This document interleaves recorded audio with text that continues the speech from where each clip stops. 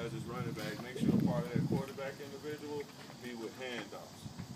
Whatever is your two-hole, have him handing it off correctly, getting the steps if you want him to fake through it after of it.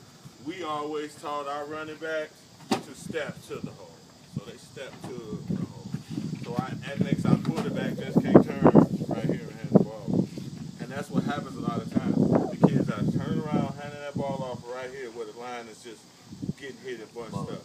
And that's why me and Coach developed, you know what, we're not going to run the same line scheme. And maybe against certain teams we might have to change it, but most of the guys wanted to run, you know, a 5-3 or 5-2 against us. And I just loved it when they did come up and run it, because now I'm going to run right here and right here all day.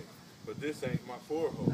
This is a 2-hole play that we're going to block down and we're going to zone it through. But our quarterbacks have to know which way to hand the ball off properly. The next thing, a lot of coaches' philosophy of the kids is throwing like this.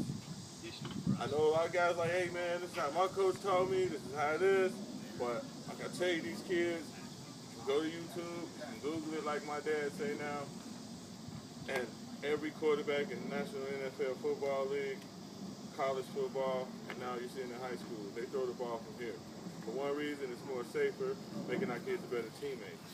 Football up here is more easier for a defender to come and knock it out. So there go your argument right there. I have so many kids that I train, parents calling me as soon as they get home and say, Coach, this, and that. My dad taught me this, and I'm telling them your dad wasn't wrong then. But it has evolved. The quarterback you looking to pick might not be the top athlete, but he might be the smarter kid that can get the job done on offense. Okay? So when you in your individual time, you want to get him some handoffs and you want to get him some throws.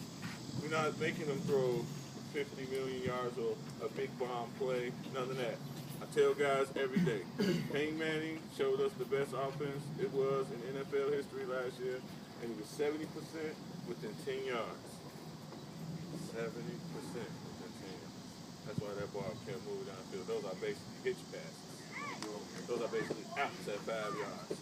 We can teach that at every level, but you have to have a scheme for it. Your first play is a dive right here. Your next play is a bubble right here. The next play is a curl play off the fake of the dive to the next play. But your quarterback has to be that kid that can handle that can get all those guys in position. But he might not be the kid who's going to break around the end and go for a touchdown. That kid lasts as long. The next thing, when you're teaching them, is teach that quarterback how to move in that pocket. So in practice, some guys got the philosophy of, if you're a right-hander, this foot is up. And this is how he drops back. I got the biggest argument with guys like that. I say, hey, it's the philosophy of your team, but I won't do it unless we're going to do it the correct way. Okay? The correct way is your right foot back. If you're shooting a free throw at a basketball free throw line, this is how you want your feet. I want our quarterbacks to be that comfortable as if they were shooting a free throw. A lot of quarterbacks, the coaches got them way down here, and he got to get up just to get the ball somewhere. We got to get our quarterbacks comfortable and they stance correctly. So when I come out here and work with the quarterbacks, I always deal with them, but we get them right by the end of practice.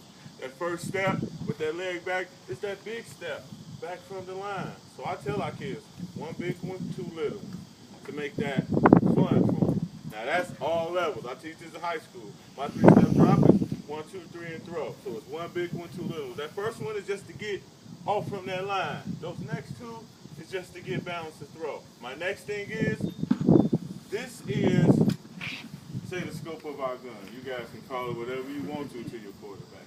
But this is your scope, and this is how you hit them, right here.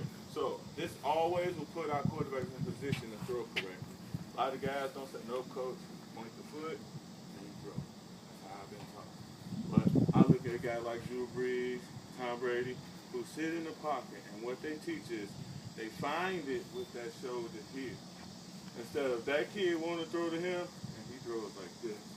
And the throw is off balance, not an accurate throw. Or he throws like this, and not an accurate throw. But if he turns it through here, everything is balanced. We teach our quarterback, start balance, end balance. So when he take that one step, he should be balanced to throw that bubble play. That'll give, that one step drop will give that kid 1 second to step back to catch it right here and go.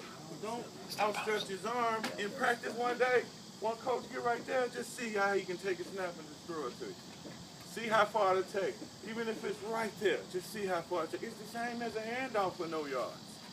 But you don't make the defense think of something different. Maybe that other player worked. Now they got to think of something different. Can I say something real quick? That first step that you take is probably the most important. That determines whether you're